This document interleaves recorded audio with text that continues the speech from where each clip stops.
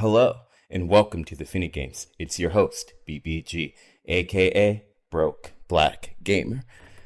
What's good, my BGs? Today I wanted to talk about and do a follow-up of my last video where I was talking about gaming being cooked. Today, I don't really actually believe gaming is cooked, giving it a little more thought. I think that we older boomer gamers are cooked. And when I say boomer gamers, I mean literal boomer gamers, Gen X, older Gen Z, older millennials, and younger millennials, zillennials, centennials, you name it. Gaming for us has been cooked for us who were probably born in the year 2000 and older. But a lot of these younger people who are buying PCs and their parents are buying them PCs now, they were in kindergarten during our or my golden era days when the 1080 Ti came out. Like, it's older than it's old. Like, it's those days are gone, those days are over. And for me, I felt like it was unfortunate at first, but even the way we're doing benchmarks is over. We're using AI technologies now. Native settings are going to be a thing of the past. I'll tell my kids, back in my day, we used to use native settings. We didn't have AI. And just look at the advancements of DLSS4 and FSR4 and how quickly they've come along and how they fixed up a lot of these different issues. And you best believe they're just going to get better over time. And so when we see benchmarks in the future, the companies the first party companies like AMD and NVIDIA, they've already started doing their benchmarks with things like this. And as newer tech channels come and the next generation starts to take over, do you think they're going to be testing these GPUs and other things with AI and without AI in mind? No, because they're going to test them how we actually play them today. I don't really like anything I'm saying right now, but this is just the way that it goes, and I don't want to be caught up in the mindset of a doomer gamer that just is stuck in the past and can't move on with the times. For example, I like to test, I was running all my benchmarks in native settings on my 480 Super, but when I was playing Cyberpunk. But am I really going to play this am I really going to play DLSS without Cyberpunk? No. Am I really going to play any of these modern games like Indiana Jones without DLSS? No. And that's what and these games weren't built for that. That's why they are putting things like DLSS and FSR4 on older GPUs as well, because these games aren't meant to play native anymore. So when you're comparing old GPUs in their native settings to the new GPUs in their native settings, is erroneous as apples and oranges. And whether we like it or not, that's just the way it is. And when we see future tech channels and newer tech channels in the future, they're not going to test these graphics cards with the base settings. They're going to play it in a practical use, how people are actually playing them today. I'm no expert with this stuff, but I just want to give my general opinion about these things as a gamer. And I do not believe that we should really be demonizing DLSS and saying like, oh, it's a 50 series card, it's a 60 series cards, albeit true to us.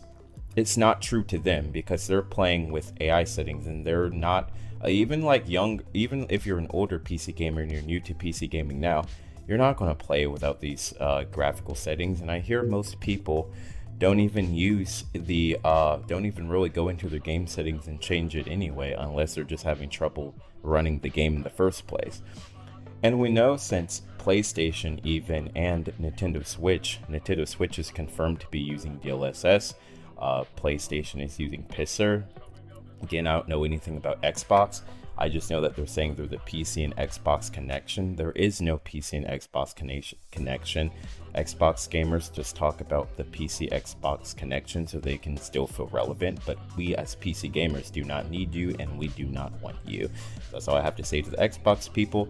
But if consoles are going into the generation where they are using things like AI settings, and AI upscalers, AI architecture, upscalers, why would we think that's going to be any different for PC? A lot of people are saying, well, if you want to rely on rasterization and pure native settings, you should buy GPUs like the 7900 XTX, but they're even done with those trends because NVIDIA is the trendsetter, and AI is obviously just the way to go and the way we're going anyways.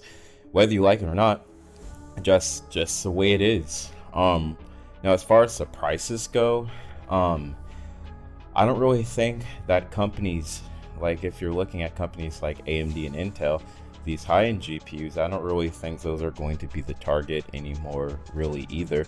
You'll see more people getting 70 class cards, and you'll see more people getting 60 class cards, and you'll see less and less 80 class and 90 class cards, as those are going to be more for productivity cards. They won't really be marketed towards gaming anymore. And if you want to buy one of those productivity cards, you're going to have to get used to paying a higher premium than $1,000, or I guess the 70 Ti class cards and 70 XT cards and ARC B550 2800 XT cards in the future. Those are going to be your $1,000 GPUs.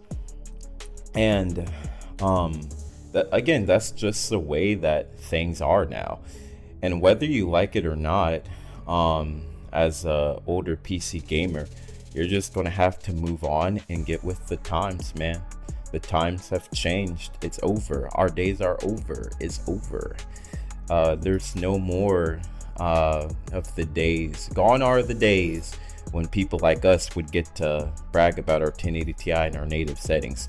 I personally haven't played with native settings in anything unless the game was released in 2017 or older.